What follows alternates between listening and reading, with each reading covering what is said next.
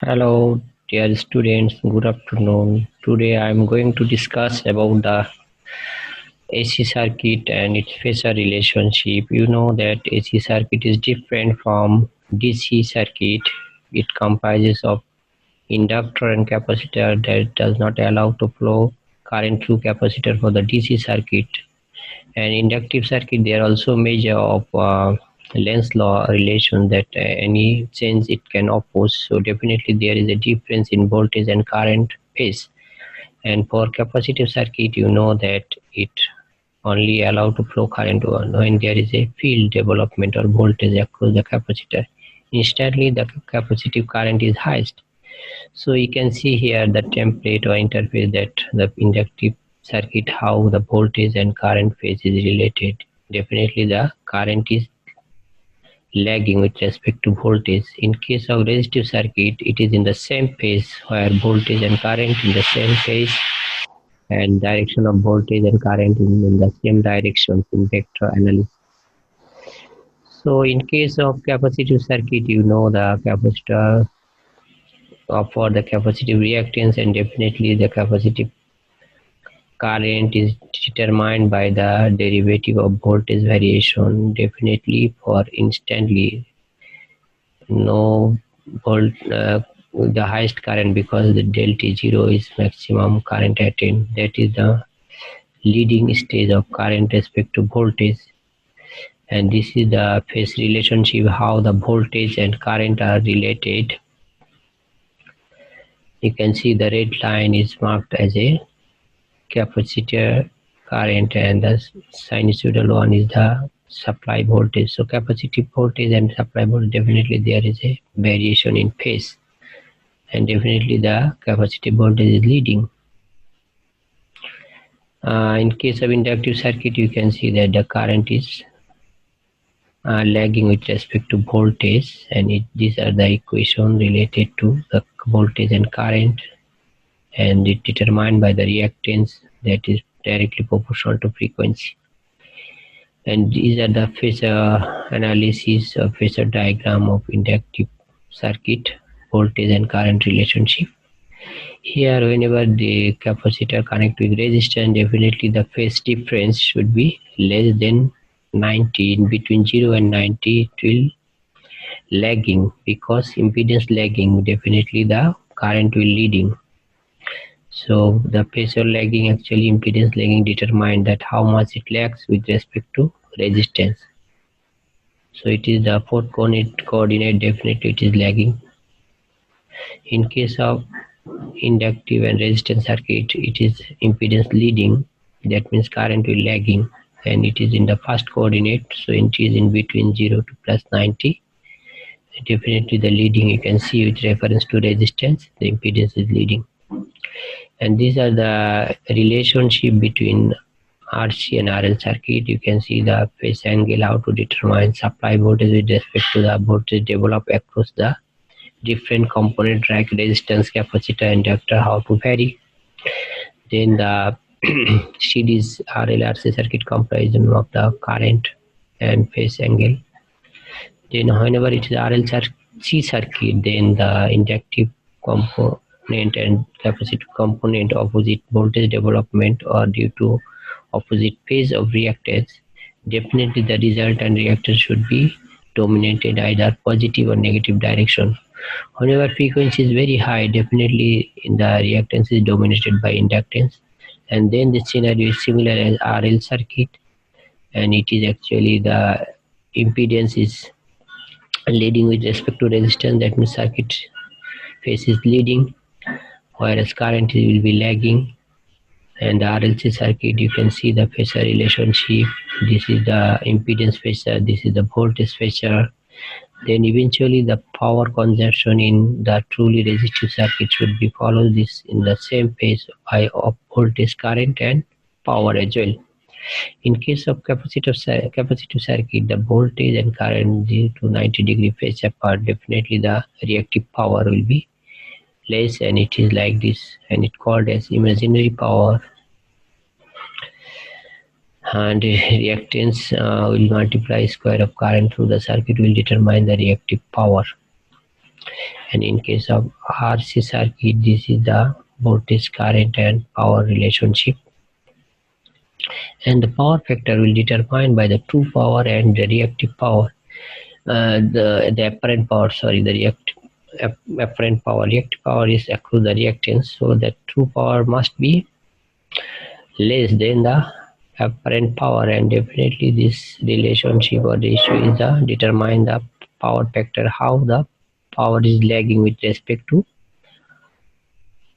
that's resistive power, developed power across the resistance. Definitely it is less than the apparent power or total circuit power, and this will determine the power factor. That means it determines that either capacitor, inductor in the reactive circuit, definitely the current will vary in phase with respect to voltage, and it will determine the amount of power effectively draw in the circuit. Definitely it is less than the true resistive circuit. This is the relationship of voltage, uh, current, phase and amplitudes in for RL and C circuits. These are the component how we relate. These are the phasor diagram in the RC circuit, how voltage and current related, how impedance value can calculate, how frequency can measure. These are actually the how the maximum voltage can attain maximum current in the circuit, and from that relationship how we can get the phasor relationship with certain instantaneous value of voltage, and then corresponding current we can also draw. Here also for the capacitive circuit, in case of the phasor diagram, we can also see that whatever the capacitor inductor circuit, the relationship is very similar, that voltage leading and lagging problem is there.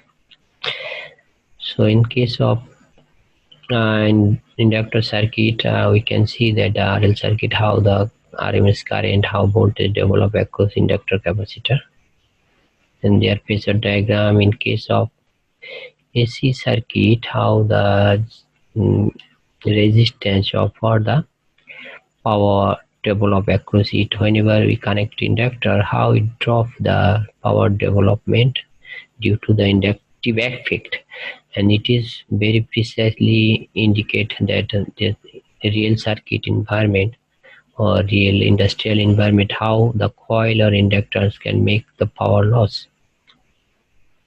And this is most significant for the industry application, that how the voltage in DC circuit could be higher in case of AC to for that same or for the shape of human body. Whenever AC circuit, then their strict capacitance current is allowable through it, and it can make parallel circuit, can reduce the effective impedance, and it is bit harmful for human body for safety issue.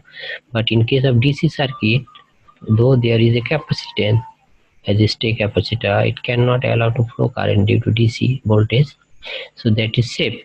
Then we can apply higher voltage compared to AC voltage. So this is the scenario, that how we can predict our stay capacitance and how to protect the circuit design for AC supply and DC supply for the same application in industry. Definitely the DC voltage can increase without any harm of human body. Here is the part of that how inductance is actually make effective power less.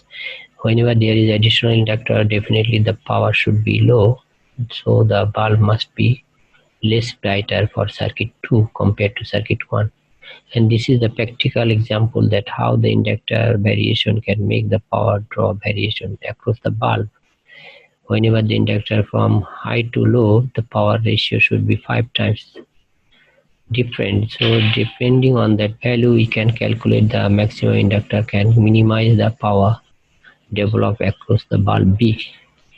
Here is the RLC series circuit, how the inductor and capacitor reactance actually act due to its frequency with the phase relationship of resistance, and that eventually can get the value of power factor when high value, and whenever we get high value we can get the real power or average power in the circuit.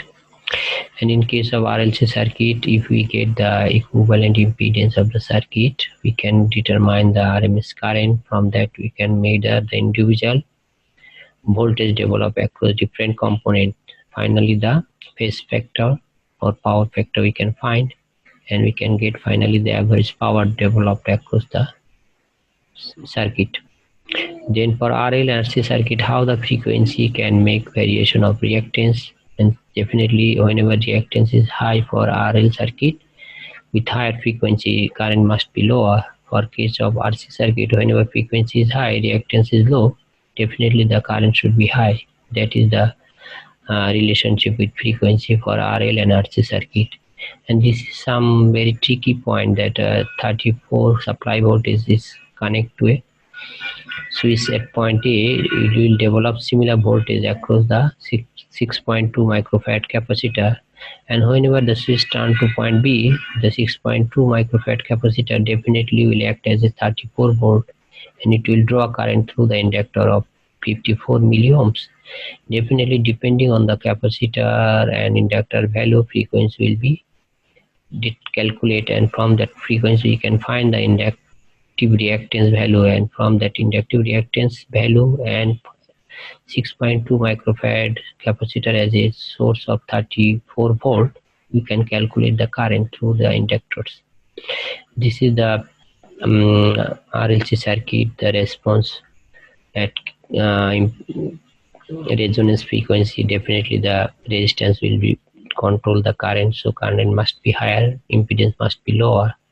And for the particular resonance case, depending on the circuit resistance, the peak RMS value will be vary. If the resistance is very high, then it will be more flat compared to the lower resistance. It will be more sharp.